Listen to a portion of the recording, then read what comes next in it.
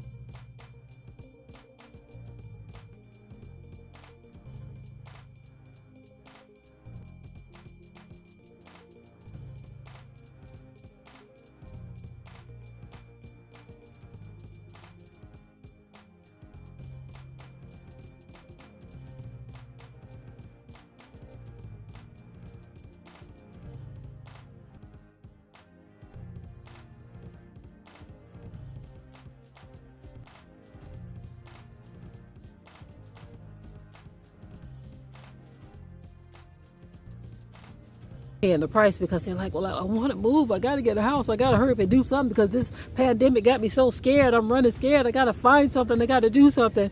And so you get these people who go out and they panic buy, not realizing that there's somebody manipulating the market or corporations manipulating the market, right?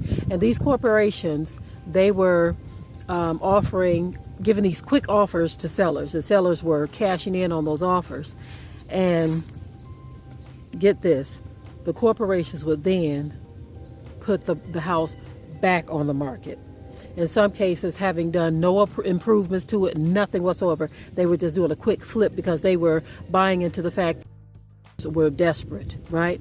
And so what they did is they bought these properties and they were adding 30, 40, 50, 60, sometimes even $100,000 above and beyond the price that they bought it for, thus driving the market higher again. And so people who really wanted to live in these houses, they were paying those higher prices. But there was a company, Zillow was one of them. I don't know if any other companies got caught But when the market started to cool down a little bit, they were stuck with all of this inventory that did not sell. They did sell a lot at a high profit, but then there was a lot that was left over that they didn't get a chance to sell. So I know that there were some that they were either trying to break even on or even taking less, because these companies don't like to hold property. They're not in the business to hold all of this property. And so they will manipulate the market, and it is the end buyer who wants to live in the house that's paying the price. Now, the other side of this, some of you may remember when I talked about lumber prices through the roof. Lumber prices had gone through the roof. And so any project that you were working on that required that you use lumber, you were going to pay through the nose, okay? Before all of that happened, hallelujah, thank Yah, we like to keep stock on those kind of things. But before the market went through the roof, we had already had a supply of wood, okay? And we also know of a lumber yard where we are able to get that rough cut actual 2x4 wood, where it's 2x4 for real. You know, what you get in the store is actually shy of what they call it. They call it a 2x4, but it doesn't measure at 2x4. But anyway, we had that wood, we had the regular wood, so we didn't feel the pinch. And some of the projects that we worked on, we had already had the supplies before that price went through the roof. But during that time, a lot of people were still panic building, okay? Panic building. There were a lot of houses that went up during that time. And so what they are saying about people who build houses during that time, they paid 4 times more for what the lumber cost. So guess what? That's equity that was swallowed up immediately. So let me just give you an example of what I'm talking about. If your house was going to cost you $25,000, and this is very low, y'all. I'm just throwing the number out there because it costs a lot more than that.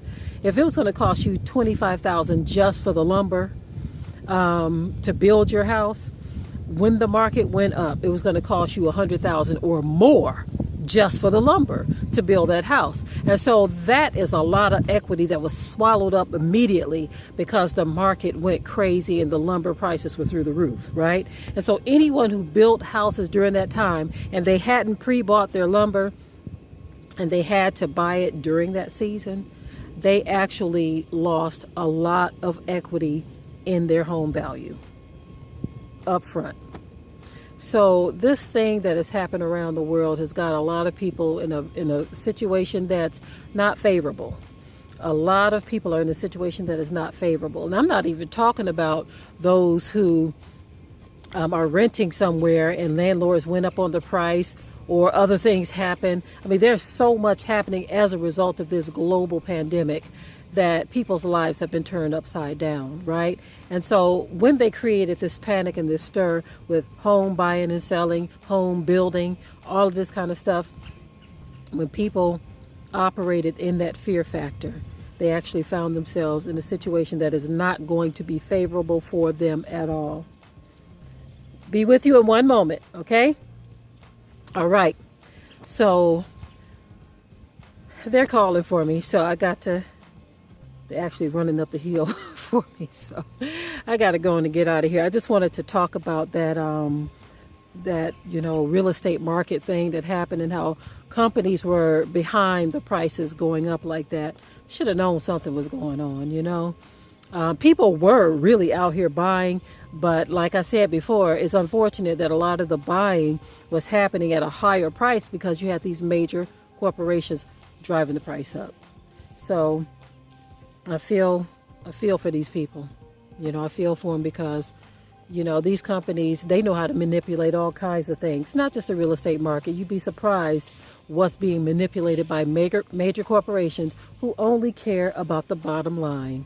They don't care about it. We hope you like today's topic. Please leave your comments below. If you haven't already, subscribe to the channel, share it like this video, and with that, we're out. Be sure to ring the bell to be notified of new uploads on this channel, and also comment, share, like, and subscribe.